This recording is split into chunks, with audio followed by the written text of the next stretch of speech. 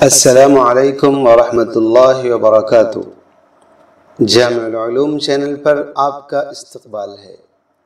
آؤ عربی سیکھیں سلسلے میں آج پیش خدمت ہے الدرس العشرون 20ویں سبق کا تیسرا حصہ۔ اس 20ویں سبق کو طویل ہونے کی وجہ سے اور کچھ زیادہ ہی پرلطف ہونے کی وجہ سے ہم نے 3 حصوں میں تقسیم کیا تھا۔ آج یہ آخری اور تیسرا حصہ ہے جس میں قرآن کریم کی تعریف بیان کی گئی ہے، قرآن کریم کا تعارف کرایا گیا ہے۔ آئیے ہم دیکھتے ہیں۔ القرآن الکریم کتاب مقدس۔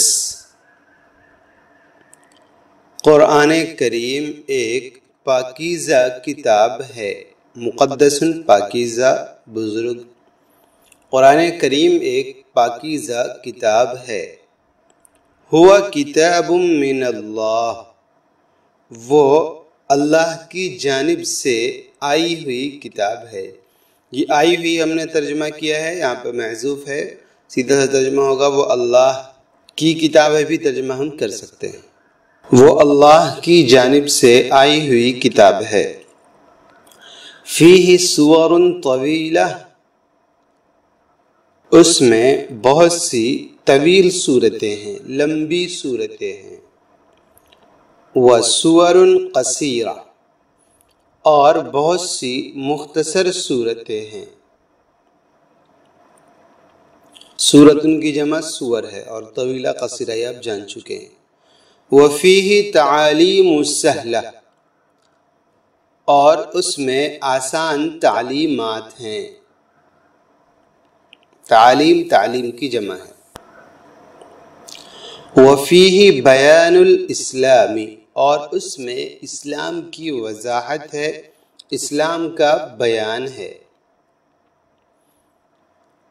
وَفِيهِ أَحْكَامٌ لَازِمَةٌ لِلْإِنسَانِ، اور اس میں انسان کے لیے ضروری احکامات ہیں، اور اس میں انسان کے لیے ضروری احکامات ہیں۔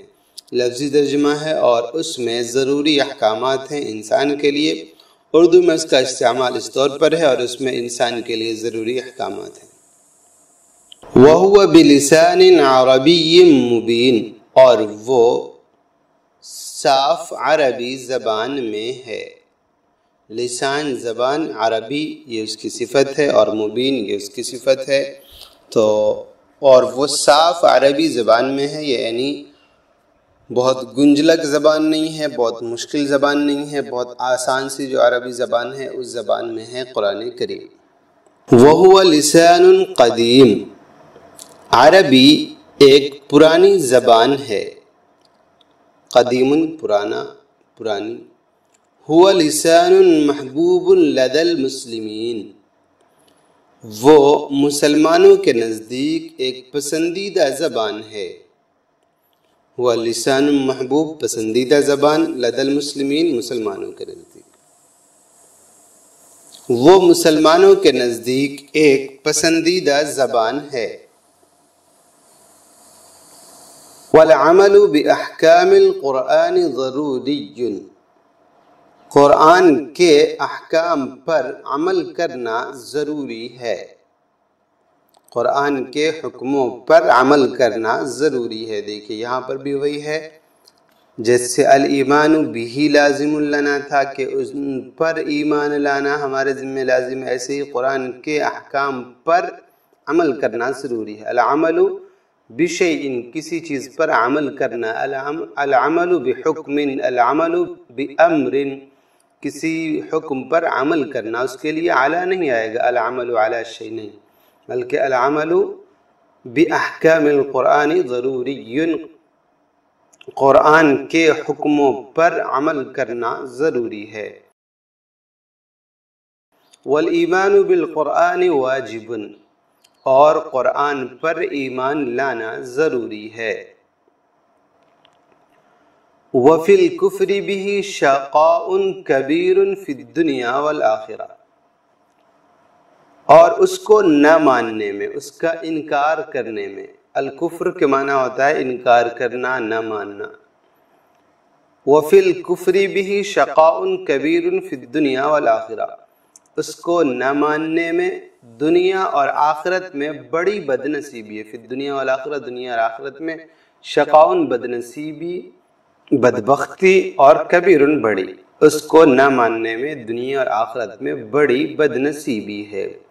تو آپ نے دیکھ لیا، بہت آسانی سے سبق الحمدللہ پورا ہو گیا. بہت پرلطف، بہت مزیدار سبق تھا یہ.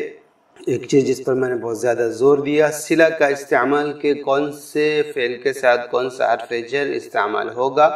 آپ نے دیکھا یہاں پر اردو کے اعتبار سے پر کا استعمال تھا، لیکن عربی میں اس کے لیے پر کا لفظ نہیں آیا، بلکہ جو متعین ہے کہ با استعمال ہوگا وہی لایا گیا.